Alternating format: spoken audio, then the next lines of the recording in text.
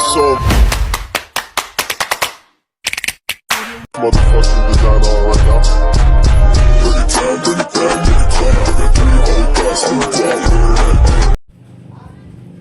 Hello mga kadimpal, welcome back sa aking YouTube channel. Hello po, kumusta po kayo?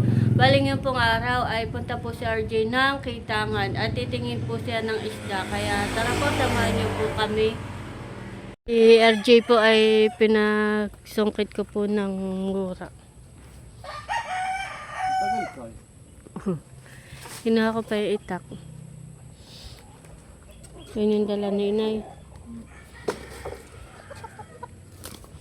Buka pala ko lagayan.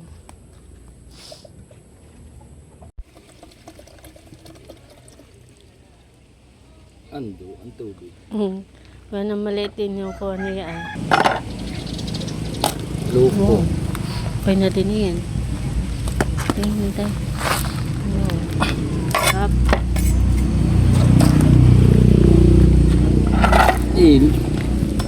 Maliliit pero napakatamis naman. Kaya nga. Yan na sabi ng mama ay tanim mo daw. Ipod ito. Niyog. Niyog. Mura. Naipod. Pero masarap pa, ni matamis. Tatamis nga naman ng tubig na ito. Kaya Naalala ko dati nung nangangampanya eh. yan ang maigi sa akin. Sabaw ng mura, tsaka yung mura.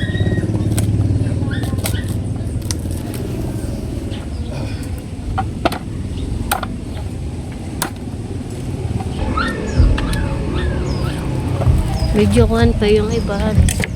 Tawag doon? Tama lang. Tama lang. Kakayo din na po ni RJ. Ito gusto ni baby. Kaya nga. Kakain lagi ng ganito. Gagawin ko na may nilalagyan ko ng gatas. Ang sarap na yan. Nung kuha na ako laway na laway, wala ka naman nasa laot ka na yun. Gustong gusto ko ng mura.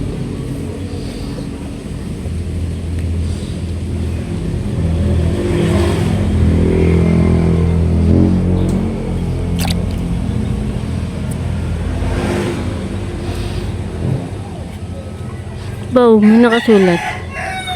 5. 5. 5, ano? 5. Ano eh? Kaya mo. May 5 nakalagay. Kumpiyang singko tayo mo. Bakit yun eh? No. 5A yan, pag ganun ah.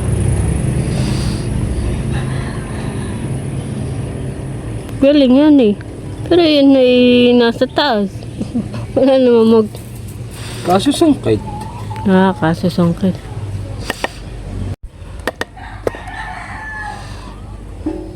Kami dumaan ng Karlagan eh. Kami nagmura din. Nakagalitan yung isa namin kasama. Bakit? Paano yung isang matanda nanghingi ng isda. Ay wala pong isda. Ay pagdating na lang ninyo, kay napadaan dito kay may isda, ay pahingi na lang ng pangulam. Ay sige po. Ay nag-aakitan doon sa namin dating kasama at magmumura ng taga doon. Sabi ng matanda ay umakit na kayo diyan na at yan lahat ng nadiyan sa tabing dagat ay akin na yan. Ay nung umakit na yung isa namin kasama. Sabi nung may tapat ng bahay, huy, yung gano'n ka diyan? Pala Ay po ng mura. Ay sino nagutos sa inyo? Ay yung pumatanda kanina dito, na kuhan. Aba yan na hindi kanya. Ya dali-daling baba. At galitan patuloy, nakakuha na kami ng dalawa ay. Palitan na po yung mura na kinayod po ni RJ. Sarap.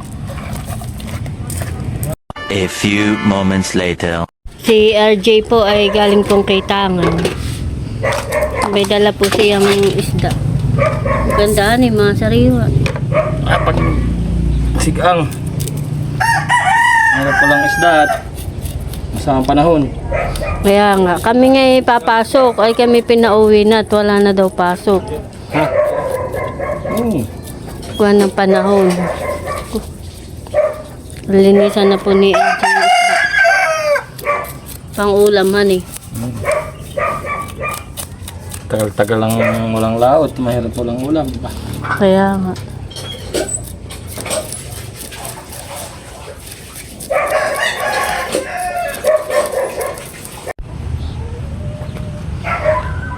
Ito'y lahok na. Kasama ang pahingi ng kumparit tsaka ng kaibigan. Yan. Dami din, honey. Lahukan.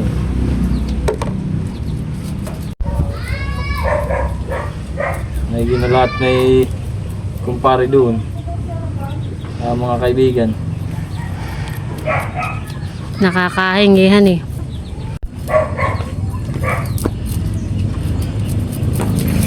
Ang tawag diyan? Dayang dang. Pati, ang yung ganito ah. Hindi lang. Dilaw to sa'yo na yung sugo. Saray sa atin. Oo, kung anong tawag dito sa ibang. Hindi ko kilala isa sa ibang tawag eh. Kilala ko lang ito'y dayang dang eh. Ano pala si Yoko? Nagasi eh. Ay, atang pasok. Gagawin nga yun sa masanga. Kala niyo yun? Bukas. Aba! Tama ang panahon. Wala daw, pag natuloy daw yung Kasi masarap ay sisig ang honey. Pang sabaw. Sariwa.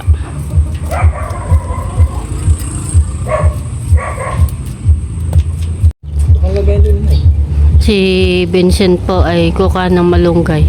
Lulutuin na po yung ibang nilinisan na isda.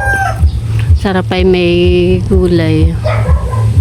Malunggay at saka talbos. Kumuha din yata ng talbosan si Vincent. may sabaw at makulimlim. Kaya lalo't sariwa ang isda. Yeah, sarap humigop ng sabaw. Baka nga lilipain doon. May picture nga ako doon eh. Lipain. Ah, yung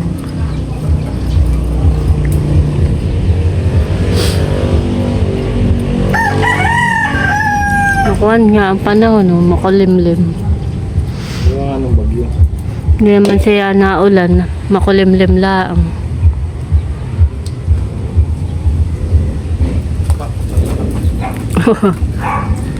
Naku, matapang yung manok ah.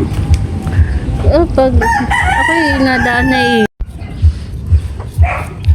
Si RJP nakahubad at mabanas pa din naman honey. Kahit lang makulimlim ay mainit pa din ang kuna, singaw. Ang plastic. Ano ng plastic itay? Oh. Nadalan nga si Atini. Bibigyan daw po ni RJ ng isda si Ate In. Makahigop siya ng sariwang sabaw. Okay tay. Ikaw na, tikay mo lang sa. Ito. Alin? Ito. Kaya padalan si nanay at malayo. Malayo, honey. Wala namang buwan at sasakyan. Yun Sira daw pa ba- yung motor. Sira yung motor. Sira ang kay Kira.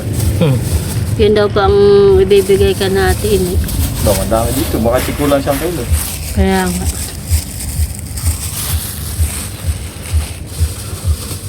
Dinagdagan ko.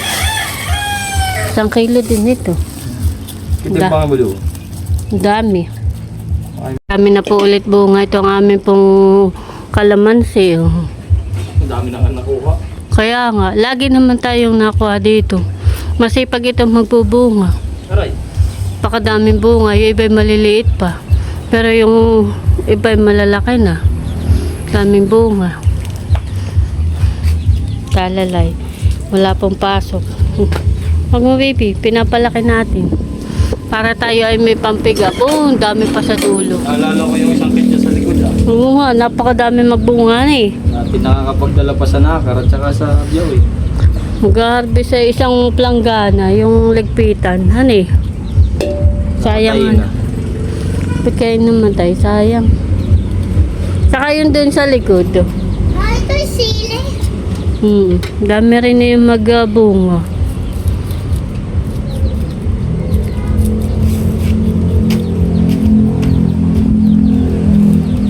Ayan po mga kadimpol, pali si Vincent po ay nakaluto na po namin pong ulam. Ito po ay nilagyan niya ng talbos at saka po ng malunggay. At masarap pong pigaan ng kalamansi. Sarap at sariwa. Ito na ka natin, Nels. Bigay mo na. Dili! Oh! May kaunting isda. May kaunting isda na saray. Ako'y nakipagkuha na Nakipagdahig. sariwa yan. Oo. Kami ngayon nagsigang. Tayo na, bebe. Inihatid lang namin iyan. Tayo pauwi na din. Papahingin daw po ako ni Ate Nels ng saging. May itong panlaga pag ito nahinog.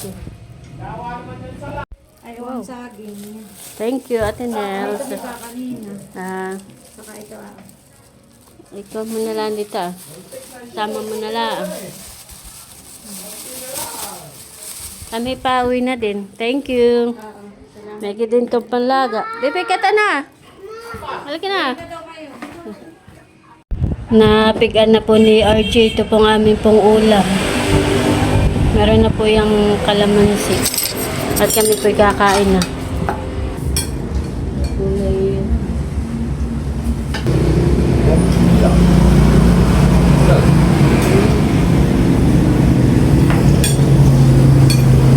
Wala nang gulay doon.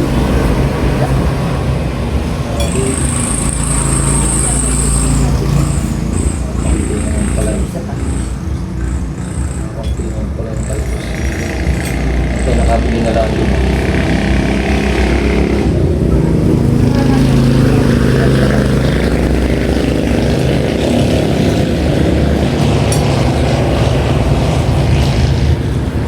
Naalala ko si Tia Maxine na siya ngayon.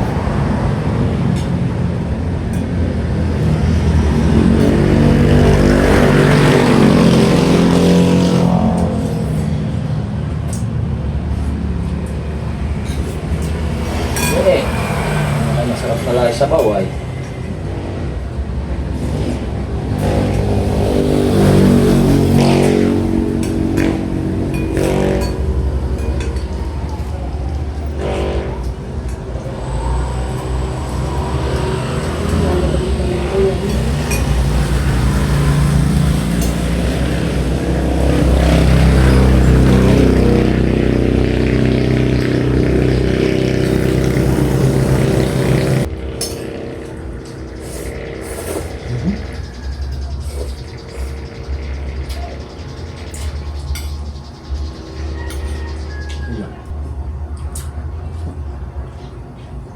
Wala ka nung lipain kanina. Nahuli. Mga ilang kilo. May mga 5 kilo nga. May picture nga ako. Picture ako.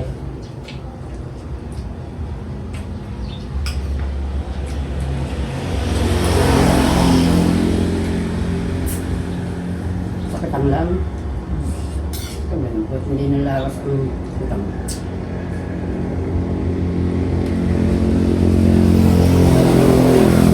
Ay, naman.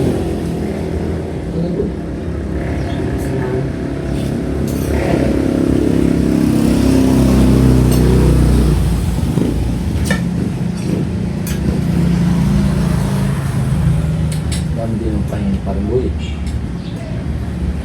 Ang gari.